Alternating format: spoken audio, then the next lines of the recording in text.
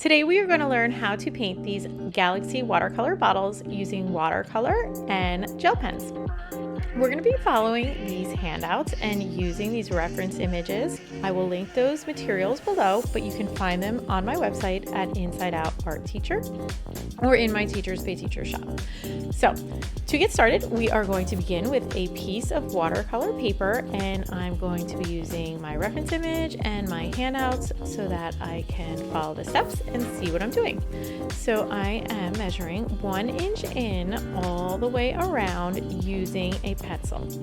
Next, I'm going to draw an X grid by drawing a line from corner to corner very, very lightly, just so that I can help scale my drawing. Next, I'm going to choose a reference photo that I would like to paint, and I'm going to use that as my guide. So I am going to use my gel pen. You can also use a white colored pencil or a charcoal pencil, and I'm going to draw those same guide marks on my reference image. And this is just to help me scale the bottle to make sure that I'm drawing it the right size. You can skip this if you're pretty confident that you are going to be able to draw your bottle without the lines, but if you need them, that's a tool that's always there for you. So very lightly, I'm beginning to sketch out the outline of the bottle in pencil, nice and light, and I'm using those guide marks to kind of help me figure out where everything goes. So once I have my nice light pencil sketch, the next thing I'm going to do is I'm going to tape the edges with little pieces of tape so that when I do my painting, my watercolor does not bleed into the background. So a trick with the tape is you want to make sure it doesn't stick to your paper. So you can stick it to your clothes, you can stick it to the table, you could stick it to the floor, but you want to stick it to a couple things and get it kind of full of like lint and dust before you stick it to your paper so that it isn't quite as sticky. If you have painter's tape, you can use that too, but that's just a little more expensive. And you just want to make sure you get the tape really down pretty good, but without that glue being too strong. So once you have your bottle taped out, the next step is to add a little bit of water where you're going to apply the paint. So the trick to the painting is patience and letting the paint bleed, but also being kind of careful which colors you let mix too much. So you see I have a little paper towel here that I'm dabbing to pick up some of the paint. When colors that I don't really want to blend together start to bleed together, I can kind of dab it a little bit with the paper towel. So you want a nice cup of clean water too. And notice I'm letting the colors like the orange and the yellow kind of bleed together with the water. You don't want to over control and brush it quite too much. You kind of like dab it with the water and let the water let those two colors bleed together. However, if you're using colors that are opposite each other on the color wheel, so complementary colors, when you mix two opposite colors, what happens? You get brown or like a gray or a very dull color. So we want these colors to be really bright. So when I'm putting down the purple here, notice I'm not letting it mix with my yellow because those two colors would be opposite each other on the color wheel. So I kind of let the yellow dry a little bit before I put down the purple, and I'm using a real small brush and I'm letting it bleed just a little, but not so much that it runs into the yellow and lowers the intensity and makes it kind of dark and shadowy. I want to keep that area really nice and bright. So now I am just kind of like blending my edges. Notice I keep dipping my brush in the water and getting the colors to kind of bleed together. I'm looking at the reference photo and I'm not worrying about the whites just yet because I'm going to go back in with a little bit of acrylic and water or my gel pen to get those whites that you see, those reflections.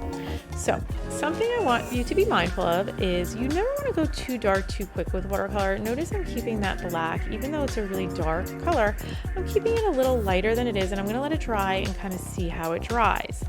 Then if it's not dark enough for me, I'm going to go back over it with a second layer. So I'm kind of smoothing things out, I'm letting things dry, I'm going back in and I'm layering. So now I'm going a little darker with that black and that deep navy blue at the top of the bottle is kind of really shadowy.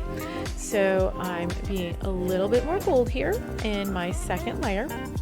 And don't be scared if your painting doesn't look exactly like the reference photo. It might go through some weird stages, like I have a really hard kind of edged shape there. But we're going to use a little bit of water and blend the blue and the black together a little bit. And then when we add our white reflections, you'll see this really kind of come to life. So here we're just kind of work those edges. I'm paying real attention to the values. The black in the bottom and the top is really kind of dark. So I'm layering, letting it dry, see how it looks, and then I'm layering a little bit more to get it to blend. So here comes the fun part. Now we are taking a little bit of, you can use gouache, which is what I have here, like an opaque watercolor, and kind of splatter it, or you can use a little bit of watered down acrylic. And then I'm going over with a gel pen. You can use a gel pen, you can use a white colored pencil, you can use a white charcoal pencil, or you can use a fine brush and some acrylic or acrylic paint or gouache.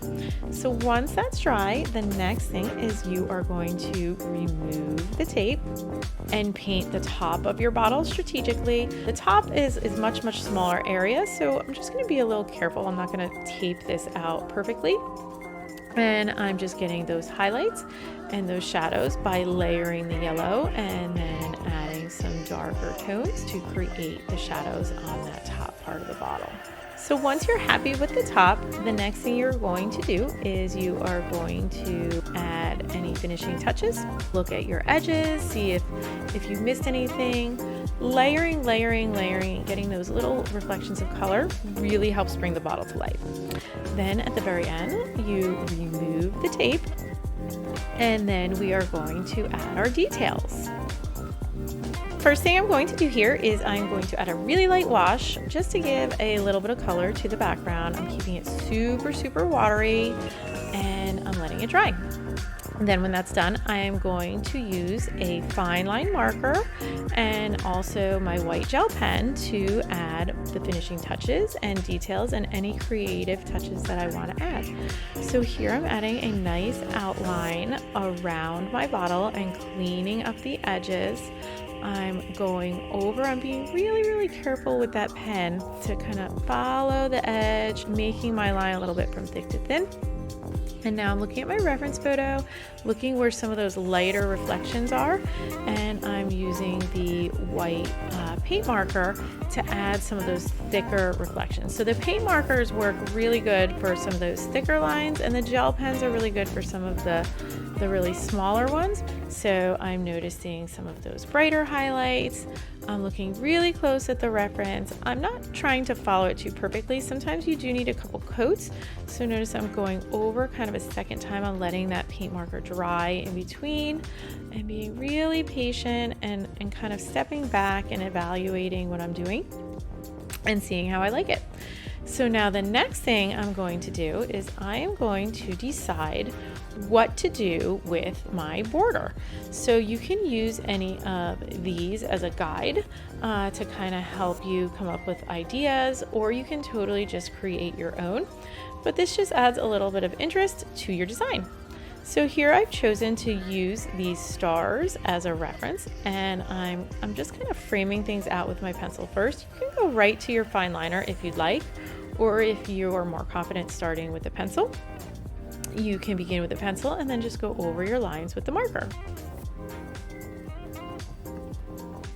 You can get really creative with these borders. You can do double lines, you can do wavy lines. Just really have fun kind of adding a little bit of personality and fun to the outside of your bottle. And that's it, guys. Just enjoy this process, enjoy the project, and have fun with it.